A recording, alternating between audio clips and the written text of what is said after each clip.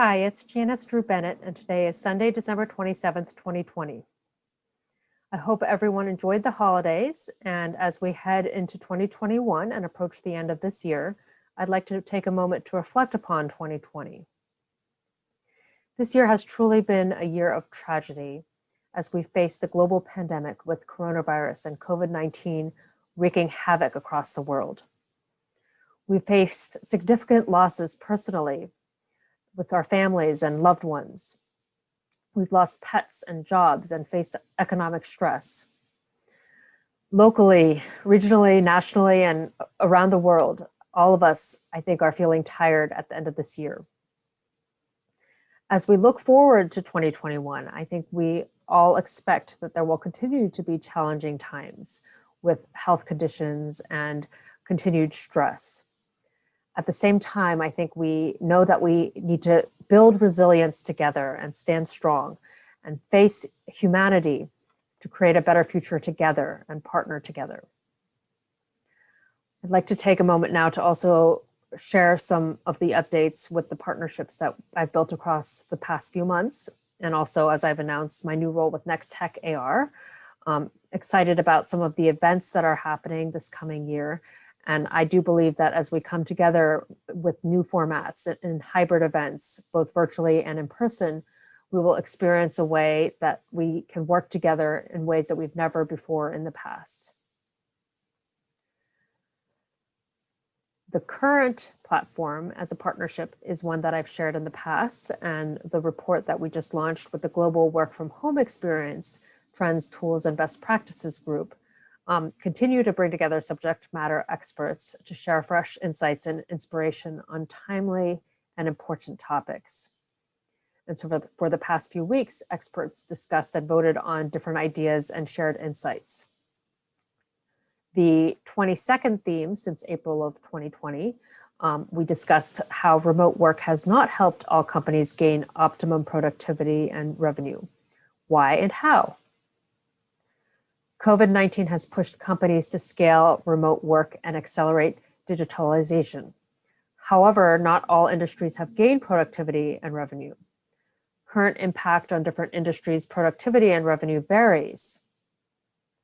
Many businesses, especially old school companies that never allowed working from home before, weren't ready for the pandemic and have taken a while to get up to speed with remote work. Companies may not have had the resources or desire for remote work, which may have created a higher level of anxiety and stress for their employees that may have prevented them from being as productive. While baby boomers sit in executive roles, they may take longer to adapt to digitization and automation. And if executives are slow to pivot, they may depend on third-party providers and impact profitability. While all industries have been impacted by the COVID-19 crisis, some have had more significant decline due to consumer demand shifts, as well as increased mental health and well-being challenges. The first key point that we discussed was that we weren't ready for the pandemic. Some of the companies may not have had laptops for their employees, or systems that did not allow for remote access, or management that only worked in one location. And some companies were initially very slow to react or adapt, and some of these dinosaurs have not survived.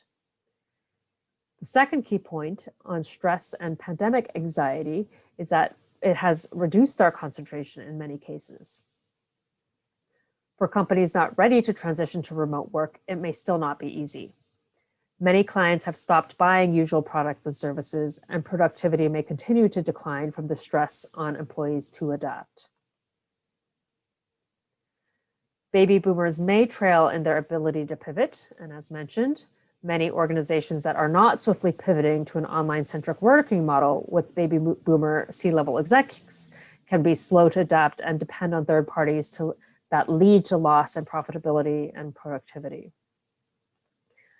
And while these views are presenting some of the challenges that we face as we head into the new year, we also see that there are difficulties around approaching growth through enabling sustainability and philanthropy.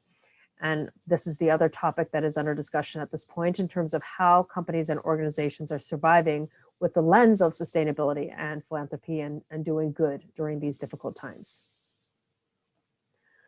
The World Economic Forum has made the Davos agenda public and accessible virtually in January this year. And as we face the different challenges of climate change and COVID-19 and continued technology changes, for true economic recovery, we need to come together and partner and build resilience. I'm a champion of the United Nations Association of the United States of America, which is running an event in February with the Global Engagement Summit. And the UN is celebrating 75 years of existence today and really thinking about how we can measure and track our activity. And so the UN World Data Forum also has a schedule of events coming up next year, with the World Data Forum scheduled for October of 2021 in Switzerland. And hopefully with vaccinations, we will be able to come together and run both in-person and hybrid events that combine virtual participants with those who are able to gather together again. The Visionary Network, which I've mentioned as a partner in the past, will continue virtual receptions around the Davos events in January. With the NexTech AR platform, I'm excited to share that the Voice and Visibility Women Summit in February of 2021 will be happening on our platform. And as we think about the movement of augmented reality and being able to get out of our seats with experiences that aren't completely flat, I am excited to share that there are more and more events being hosted on the NexTech AR platforms, and the December Futures Literacy Summit that I've mentioned in the past as well with UNESCO will continue to be available until January 11th of 2021. I hope that as we head into 2021, we will continue to work together to make this world a better place for future generations to come.